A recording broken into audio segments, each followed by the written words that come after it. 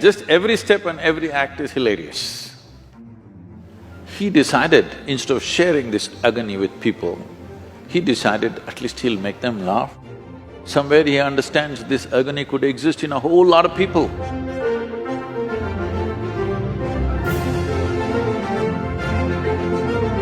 So, there's light, darkness, black, white, yes, no. Life, death. I always find the universe to be in some kind of dichotomy, you know. And in what sense are you calling it as a dichotomy? Like, when I have these thoughts, I'm like, there's always two things at play, you know. In every aspect of life, big, small, there's always an opposite. Can you elaborate on that? The very way you're characterizing yourself and the question that you're asking itself is a dichotomy. People always thought Charlie Chaplin was very funny. But if you listen to his private talks and things like that, there was a deep sense of agony in him. He was especially sensitive to the agonies of life. Yes. What an artist. But when you see him on the screen, he just made it just so ridiculously funny, hilarious all the time. Everything, every step, every act, not just some act, just every step and every act is hilarious. If you sit watching a Charlie Chaplin movie, you don't laugh at a particular thing, you just laugh at everything. So because there was such a deep agony, he decided, instead of sharing this agony with people, he decided at least he'll make them laugh, and because somewhere he understands this agony could exist in a whole lot of people, in different measure, of course. So when we say dichotomy, we're talking about contradictions. You said light and darkness, let's take that because that's a very basic, day and night, light and darkness. There are many ways to look at this. One fundamental way is like this. There is light right now. You know there is light right now only because you have seen darkness. Suppose, let us say, 24 hours of the day, everything from your childhood, everything was lit, you would not know what is light. So you know light only because in some way you have tasted darkness. You know what is white only because you've seen the black. You know what is a man only because you've seen a woman.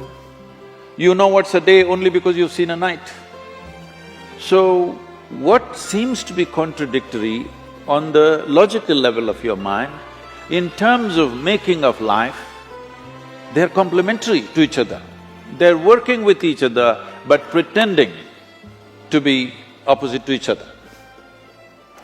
This is why in this culture, everywhere in the world, not just here, in one way or the other they figured this and they made it in so many ways, they called it yin and yang, here we called it Shiva Shakti. And if you see the images of Shiva, one half of him is man, another half of him is woman, physically. Because what is being depicted here is, this is the nature of physical existence. As long as your experience of life is limited to physical, when I say physical, right now everything that you can see has to be physical, isn't it so? Can you see something that's not physical? Can you hear something that's not physical? Can you smell, taste or touch that which is not physical? Or in other words, your entire experience of life is physical, even your thought and emotion is physical. We can measure it today. We can measure your thought and emotion, that means it's physical. So your whole experience of life is limited to the physical dimension of the existence.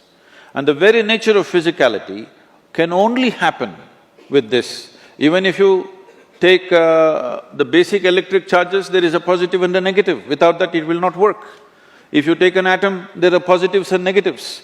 So the very construction of physical nature is between two opposites or two complementary dimensions of life. So when you live here, if you live here with the necessary perception, in a very brief amount of time, one can realize this contradiction or this complementary nature of these two things can go on playing endlessly upon you without taking you anywhere.